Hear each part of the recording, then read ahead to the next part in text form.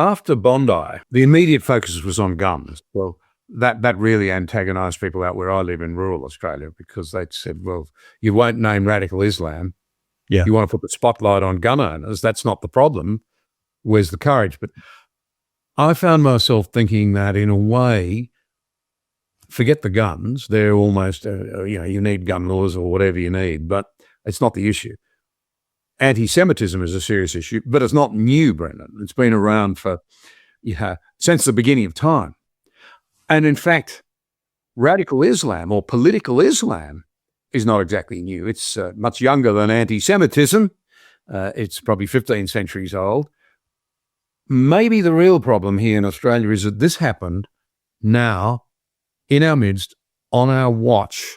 And the reason it happened is we've created this terrible vacuum into which all sorts of evils are flowing because we don't believe in ourselves. We've stripped ourselves out. We've actually made ourselves lesser beings. We demean ourselves constantly by not talking the story of our civilization and our heroes who gave us so much. We are to blame in many ways for our lack of conviction, and some form of conviction will always flow in if you're not convinced of your own values and your own worth. I could not agree more with what you've just said, and I think about this a lot in relation to Britain and Western Europe, because we have a migrant crisis at the moment. We've had a migrant crisis for some time, by which I mean unprecedented numbers of people are coming to a country like the UK. Some are coming legally, some are coming illegally. But one thing I notice living in London is how unintegrated a lot of these new arrivals are. And not only are they unintegrated, but they are dismissive of British people. You see it, this is going to sound trivial, but it really isn't trivial. You see it sometimes on the tube, train, on buses. There's a rudeness. They will often speak out loud on their phones and have FaceTime conversations so you can hear both them and the person they're speaking to in Pakistan or Afghanistan or Eritrea, wherever it might be. They're rude to elderly British women on buses and trains. And these small things, I observe them every day.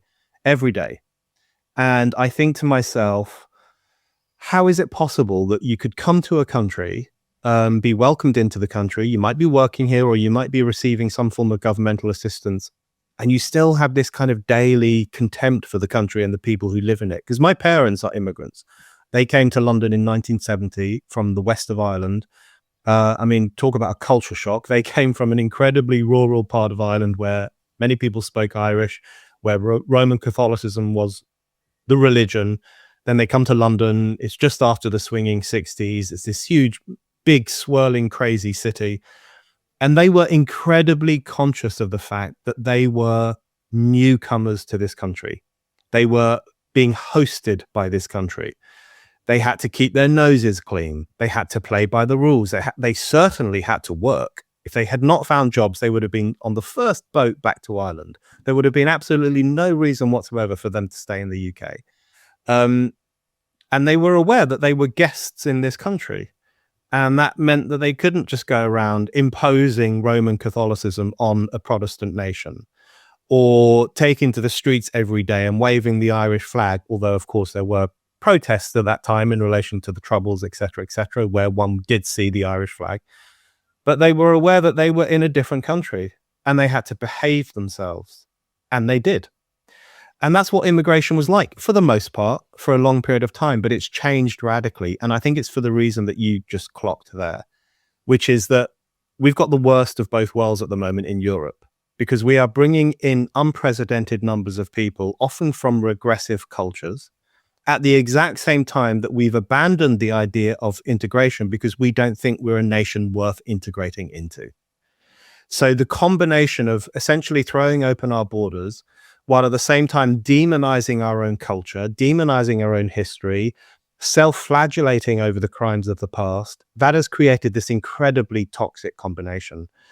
And you talk about Bondi, one of the worst acts in Australian history.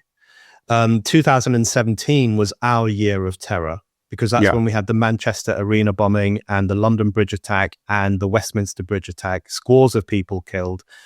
And it's a consequence of that culture. A nation that hates itself is a nation that will invite violence against itself. And I think that's what we're starting to see.